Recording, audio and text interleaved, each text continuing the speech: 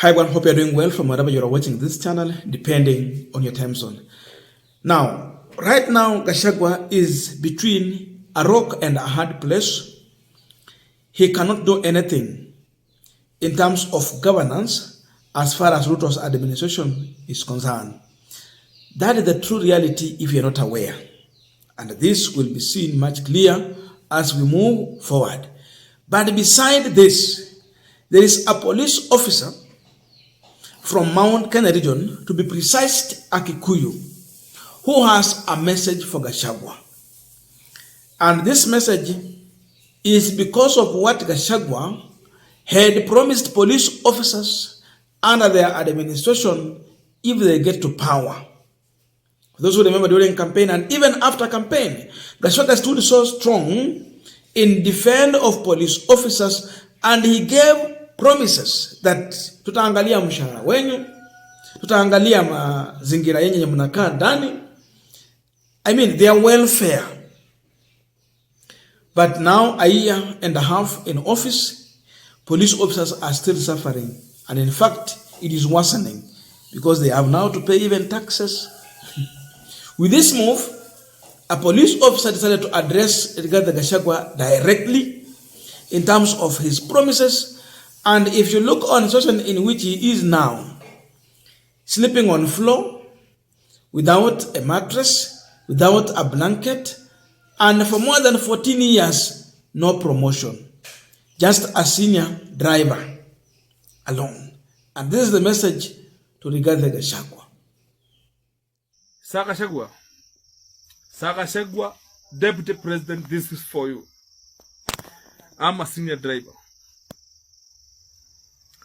Kutoka 28 nimekuwa driver. But saizi mimi nalala chini hapa. Hapa unaona hapa. Sina blanketi, sina nini. Hapa nalala hapa. Gachagua.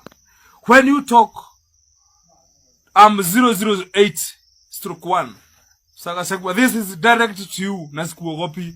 I'm telling you this. When you promised me, we promised the Kikosi 100 days. You failed us as police officers. Nasikuogopi. It's hard. Mimi nimetrain being a police officer for the last 12 good years as a driver. Driver kutoka Isiolo, Steve Balongo alikuwa PDO, PDE, wapi nimeendelesha Kanyere, Joseph Kanyere, a very senior police officer, a very senior officer in the government. Na mimi hata corporal sijapata. Do you think it's worth? Nasia. Yani because mimi sina mtu kutoka Karatina anaweza nishika mkono nipate corporal ama nipate the next rank. I'm just useless, regardless of being a senior police officer, a driver for 14 good years kwa hiki kosi. Do you think that is worth? Kwa Kikuyu tutasaidika saa ngapi? Tukataidhikale. You are in the government. Uhuru was there. Sisi kama police officer, sisi tuko chini, tutasaidika saa ngapi? Think about it. Rethink about the decision we made. See, I don't vote. And I will never vote. But usinisaidia mimi as mimi in my family, if you can help, just help my wife. My wife was there for me. She has been there for me. She will always be there for me. She is called Ann Wajiro Bogwa. Just a mere school teacher, high school teacher, or Joro secondary. Incase late. Ann Wajiro Bogwa. God bless you. Mama, I love you so much. But Gachagua, you should get this. Mimi sina mshahara. My wife have supported me for the last 7 good years. Because I don't have a salary. I have overcommitted myself. But Gachagua, God bless you. Mungu akubariki. Now, this message is not only for Gachagua, but because Gachagua decided to play tribal politics, whereby he comes out more of a Kikuyu deputy president, a Mount Kenya, in fact, not even Mount Kenya, because there is problem with the Meru people. So it comes more of a Kikuyu deputy president. And that's why the officer addressed him directly as a Kikuyu also. But now, this message is not only for Gachagua. The message is also for Ruto and his administration. Because at one point, we are well aware that Ruto went to an extent of going for the former CJ Maraga, requested for his service to come and lead a team of task force that was formed to look into the welfare of police officers and prison police. They walked across the country. Maraga collected the report, and the report was returned to the president. There was an implementation matrix to that. A person who can even do a follow-up of that report.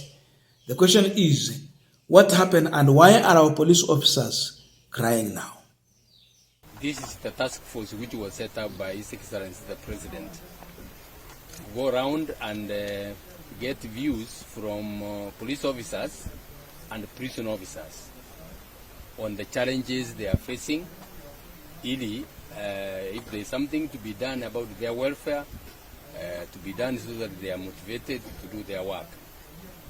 We have been sitting in Nairobi at Bomas of Kenya since we started, after we were sworn in on 9th of January. We are going to every county. So I have come here today to listen to the views of the police officers here. We have just finished with them at their camp. And now we have come here to listen to the views of the prison officers in this camp. The issues that have come out with the interaction with the police officers are, of course, on their welfare. Their welfare, they are also, they have challenges. You know, this area, they have challenges, like even transport, the welfare where they are staying. Those are the challenges. We have gone to their tents where they live. We have seen them. We will be making recommendations about that. Yes, I trust because this is the president who talked about this for some time, and before even formed the committee, the task force. So we are going to make a report. We are even first and foremost, we are considering the previous reports that had been made by other task forces. We are going to look at them. We are even asking what part of those recommendations have not been implemented, so that we capture them. After we finish the report, we hand it to the president. There is what we call an implementation matrix. We are going to come up with a matrix to say that this recommendation be followed by so and so. We are not going to leave them general. So that they are effective, we are going to make recommendations and say so and so to follow up this. And even if there is need for timelines, we will set timelines. Now we are continuing this panel discussion, but just a quick request for those who are watching and you have not yet subscribed, please consider subscribing. To our returning subscribers, I must say thank you so much. And again, to all our viewers, please give this video a thumbs up. Thank you so much, and back to this discussion. Now, if you listen to that police officer, you see depression. People are suffering in silence. And for it to reach this level, whereby he can open the camera and record himself and release such kind of a video, it tells you that amefika kwa ukuta. He has been pissed off completely, and the fear has gone. The clouds are gathering, and we can see courage, whereby he is even ready. Hata ukisema unamfuta or you want to discipline him, you can do it. When he was recording, he was well aware of this, that inaweza mletea shida. That means this man has suffered depression in silence. But it has reached a point he cannot continue to suffer in silence. Now he's coming publicly. Na hiyo ndio maisha yenye police officers wanakaa ndani. One problem with these police officers is just one. When Kenyans come out to demonstrate, when they are protesting about the regime, in their failures, they come and take orders to tear gas Kenya. They beat people. They destroy lives. Wanapiga mtu to an extent you can be disremembered. They kill. But again, we also know that there are specific police officers who are always chosen to come and do such kind of heinous act during such time when people are protesting against the regime. Kuna wale wao wanachaguliwa. Kwa mfano tuliambiwa mara hii wengi walikuwa kutoka wale wenyeji wa kutoka Rift Valley, that means umezaliwa kule, yani you are a Kalenjin. There were majority of them who are used to disperse protesters, cause mayhem, beat people, kill people, injure people. Walikuwa hao.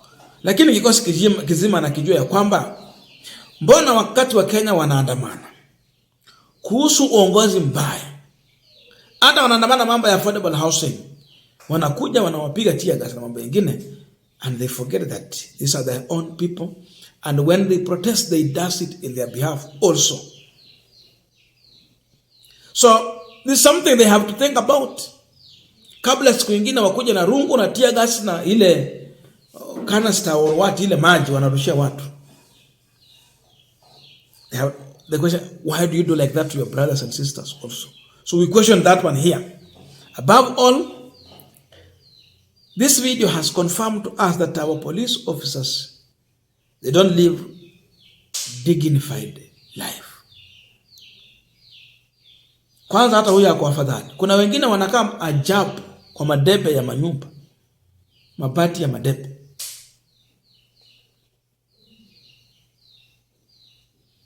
So, no promotion, no increase in salary, mahali pa kulala, shida tupu. You are a driver. Kwanza driver una specific place ya kulala. Leo umeendesha mkubwa pale, labda wanalala kule ama ni kwingine. Look at that. Wengine inabidi walale ndani ya gari. So the confirmation here is that when Ruto and Gachagua talked about changing the life of police officers by looking on their salary, their well-being, and other things, it was all but just hot air. Nothing delivery, and this is just the same hot air they gave to the electorate. Wakadanganya mpiga kura. So the same way Kenyans have suffered in terms of fake promises, in the same way the men and women in uniform are suffering. Sasa hii ni serikali ya uongo. Siku nyingine kabla hujafikiria kuwahusu, jua tunaongozwa na serikali ambayo imejengwa kwa msingi wa uongo, ukora. Hiyo ndio ukweli. UDA government was built on a foundation of lies, hypocrisy, and pretense. What much do you expect from such kind of a government? Don't expect much. They overpromised, but you are supposed to question implementation program kama wanaweza kuwa nayo. Did they have a strategy to implement what they are promising? Was what they were promising something you can believe it can be delivered? So many questions. So the officers are coming out to expose this regime that their interest was never taken care of. They're still suffering. Na ujumbe walisema ni wa Gachagua, lakini hii yote ni kwa Kenya kwanza. So Ruto betrayed everyone. Be a police officer, be a civilian, Mkenya wa kawaida, mpiga kura, everyone in this country has been betrayed by William Ruto. Hata sasa ukienda shuleni, wanafunzi walikuwa wanalipa wazito 250 or 200 for the NHIF card. Then when you are sick, you just get to the hospital, serikali inalipa na unatibiwa na urudi shule. Saizi huduma kama hiyo haipo. So the suffering is all over.